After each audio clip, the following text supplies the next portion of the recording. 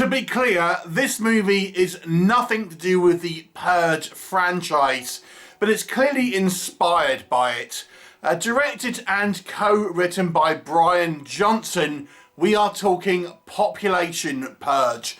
And this is a low-budget dystopian science fiction movie where the story is the government in the US have decided to effectively cut the population by millions by poisoning anyone who doesn't have, I think it's an AB blood type, AB positive blood type.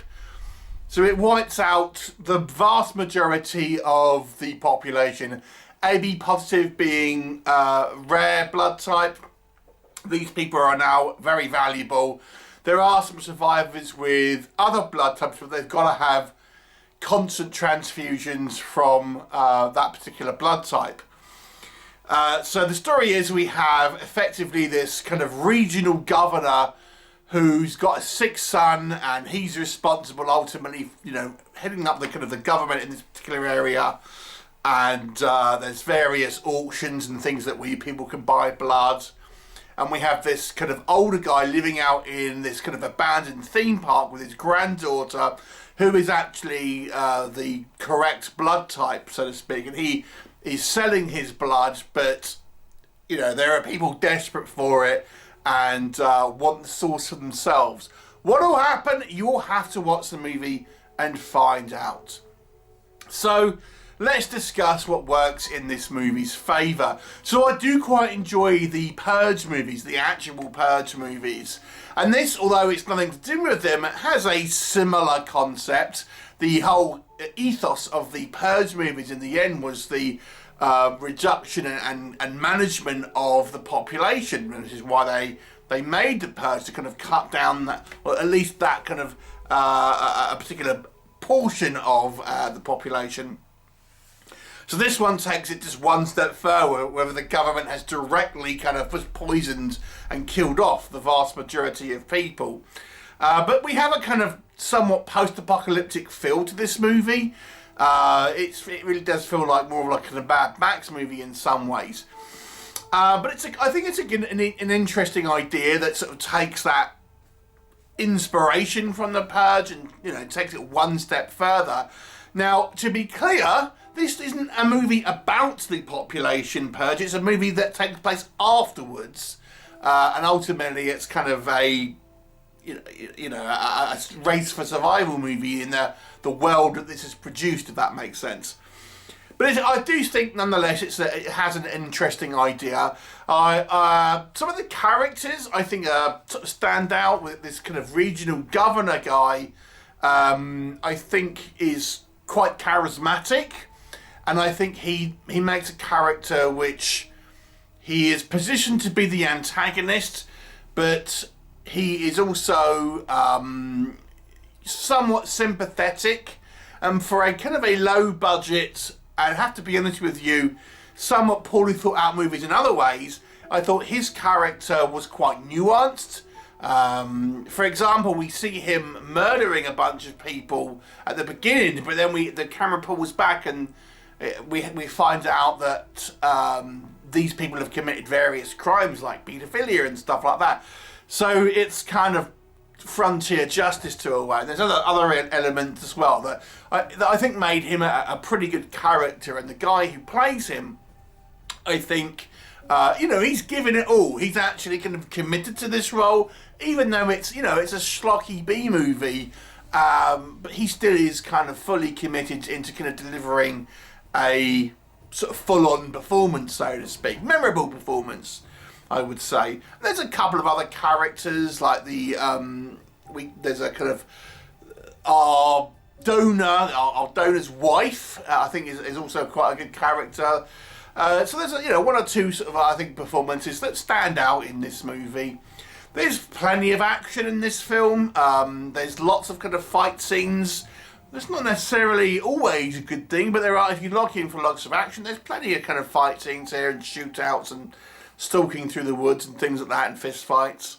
So there is quite a lot of action in this movie. But what does not work in this film?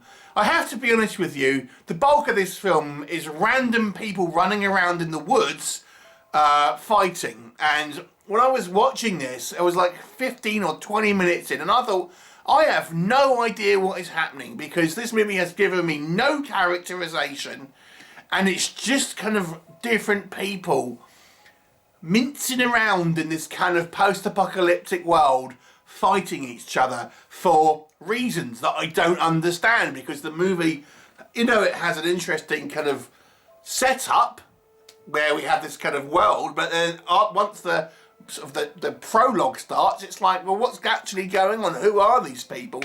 The movie doesn't do the work to kind of set that up. And even, you know, part of the way through this movie, I'm thinking, I still don't really know who are the protagonists, who are the antagonists, and who are these plethora of other people that just seem to be wandering around doing things. It's just so many. And yeah, there's plenty of action sequences, plenty of fight scenes, but they're very poorly put together. So, you know, it's kind of quite sort of low budget in its scope, and low budget in its kind of writing, I have to say. I think the writing here is quite poor. Some of the aesthetic choices, I just think, again, it's like, we're meant to believe that the government has purged most of the population, but then we still have ended up with this effectively wasteland, like apocalyptic wasteland. And we're then thinking, well, what was the thinking? Was this meant to improve society? What was society like before this? It doesn't really ever kind of like explain the world that it's in. And then we have these kind of like, this regional governor has got these like stormtrooper guys. And I recognise the mask, and it's something I've seen on Temu or Wish.com. So these things have been literally ordered directly from those kind of sites and things. And it's just like, ah, man, it's like, what are these masks for? I mean, like, they like these sci-fi masks, but why are they wearing them? It just doesn't make any sense. And then we have this granddaughter, who I think is supposed to be our main protagonist, and then she just has these like random little like so hard sort of sequences where she's kind of posing or practicing some type of fighting technique on mannequins or something, and it's just in there, and the editing, it's just all over the place. It's just like you'll just transition from one scene to another, sometimes with the same character, and you're thinking, what is actually going on? What is the sequence of events here? Now, there were a couple of, as I say, performances that I thought were good, but there's also plenty of other performances where I did not think it was particularly good.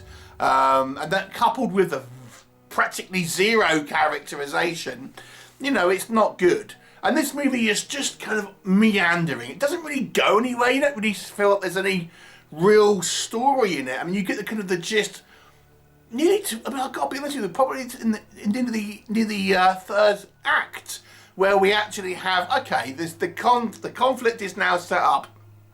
The governor wants the kind of the source, this old man who's got this particular blood type, and he don't want to kind of give it up, obviously.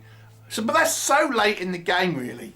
I have to say, this movie has somewhat wasted this concept, and it's just somewhat of a poorly thought out film, which is a shame, because I do think there is a concept here for an interesting movie, but there's no characters really that kind of stand out in the kind of the first half of this film. It's not until you've watched the whole thing, okay, we finally got a little bit of, we got to know some of these characters, but it took the whole movie to get there. So before that, you're just watching a bunch of random people, you know, just fannying around all the time. It's just like, oh God.